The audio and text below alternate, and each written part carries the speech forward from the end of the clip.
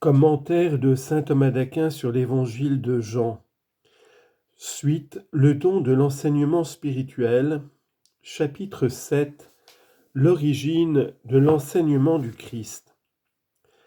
Après avoir traité de la vie et de la nourriture spirituelle, le Seigneur poursuit en parlant de la formation ou de l'enseignement, ce qui est la troisième chose nécessaire à ceux qui ont été régénérés spirituellement, comme on l'a dit. Il commence par montrer, et c'est le but du présent chapitre, l'origine de son enseignement. Ensuite, à partir du chapitre 8, il manifestera son utilité. Ici, l'évangéliste commence par situer le lieu où le Christ a mis en lumière l'origine de son enseignement, en exposant d'abord comment on a incité le Christ à s'y rendre, puis le refus du Seigneur, et enfin comment le Christ y est parvenu. Puis, l'évangéliste montrera les occasions de manifester l'origine de l'enseignement du Christ avant de nous donner cette manifestation même. Le lieu où le Christ a manifesté l'origine de son enseignement. Or, après cela, Jésus parcourait la Galilée. En effet, il ne voulait pas parcourir la Galilée parce que les Juifs cherchaient à le tuer.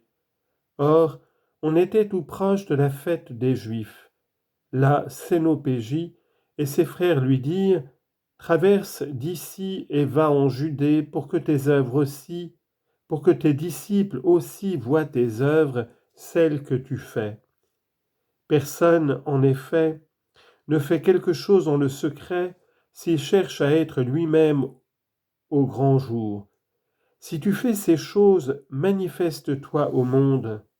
En effet, ses frères non plus ne croyaient pas en lui. Commentaire.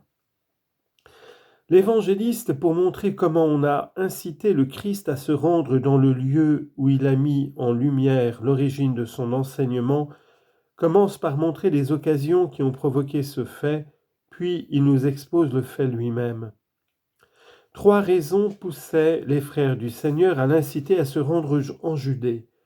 Son séjour prolongé, son intention et l'opportunité du moment. Par son séjour en Galilée, le Christ manifestait son intention de s'attarder. Et c'est pourquoi l'évangéliste affirme après cela, c'est-à-dire après les paroles qu'il avait dites à Capharnaüm, Jésus parcourait la Galilée. Il était en effet reparti de Capharnaüm, métropole de la Galilée, afin de parcourir cette région. Si le Seigneur séjourne souvent en Galilée, c'est pour nous montrer que nous devons passer des vices aux vertus. Citation. Toi donc, fils d'homme, fais-toi un bagage d'émigrés, tu émigreras devant eux en plein jour. Ézéchiel chapitre 12, verset 3.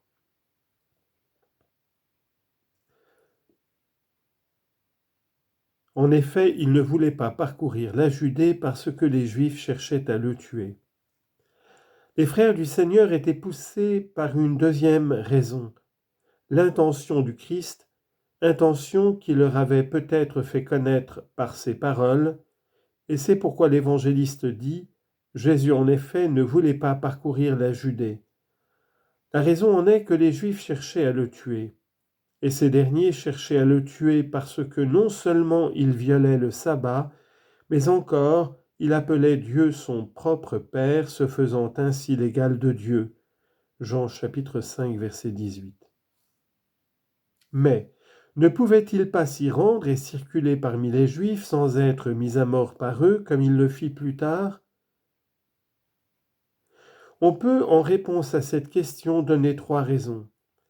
La première vient de saint Augustin.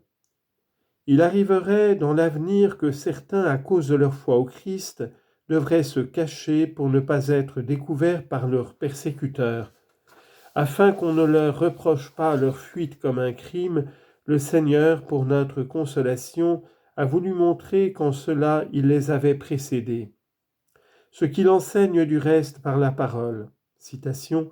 Lorsqu'on vous persécutera dans une ville, fuyez dans une autre. Matthieu chapitre 10, verset 23. La seconde raison est que le Christ était Dieu et homme.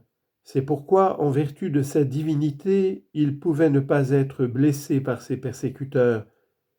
Mais il ne voulut pas toujours agir ainsi, parce que sa divinité aurait été manifestée de telle sorte qu'on en serait venu à douter de son humanité. Et c'est pourquoi, fuyant parfois ses persécuteurs comme un homme, il affirme son humanité, afin de confondre tous ceux d'après qui il n'a pas été véritablement homme, et parfois, passant sans dommage au milieu d'eux, Luc chapitre 4, verset 30, il manifeste sa divinité, confondant ainsi tous ceux aux yeux de qui il n'est qu'un homme. Cela explique pourquoi saint Jean Chrysostome a sous les yeux une autre version. Il n'avait pas le pouvoir, s'il le voulait, de se rendre en Judée. Si l'on considère le mode humain des actions du Christ. Autrement dit, on peut vouloir se rendre en un lieu et en être empêché par des embûches. La troisième raison est que le temps de sa passion n'était pas encore venu, car c'est au moment de la Pâque qu'il aurait à souffrir, lorsque l'agneau serait immolé, pour qu'ainsi la victime se substitue, la victime avec un grand V, se substitue à la victime avec un petit v. Jésus, sachant que son heure était venue de passer de ce monde au Père. Jean chapitre 13, verset 1. L'opportunité du moment était une raison de plus pour ses frères de l'inciter à partir. Il convenait alors de se rendre à Jérusalem. Et c'est ce que l'évangéliste dit. Or, on était tout proche de la fête des Juifs, la Cénopégie. Cénopégie, skénopégia, est un mot grec composé de skénos qui signifie tente et de phagim qui veut dire manger. Autrement dit, c'était le temps où les Juifs prenaient leur repas sous des tentes. Car le Seigneur avait prescrit aux fils d'Israël que le 7e mois, ils habiteraient pendant 7 jours dans des tentes en mémoire des 40 années où ils avaient habité sous des tentes au désert. Et les Juifs célébraient alors cette fête. Lévitique, chapitre 23, verset 41. L'évangéliste rappelle ce fait pour montrer qu'entre le moment où furent accomplies les œuvres concernant la nourriture spirituelle et le moment présent, beaucoup de temps s'était écoulé. En effet, quand le Christ fit le miracle des pains, la fête de la Pâque était proche. Or, la fête des tentes a lieu bien après la fête de Pâques. Ainsi, l'évangéliste ne mentionne ici aucun des actes accomplis par le Seigneur pendant cet intervalle de 5 mois, pour nous faire comprendre ceci.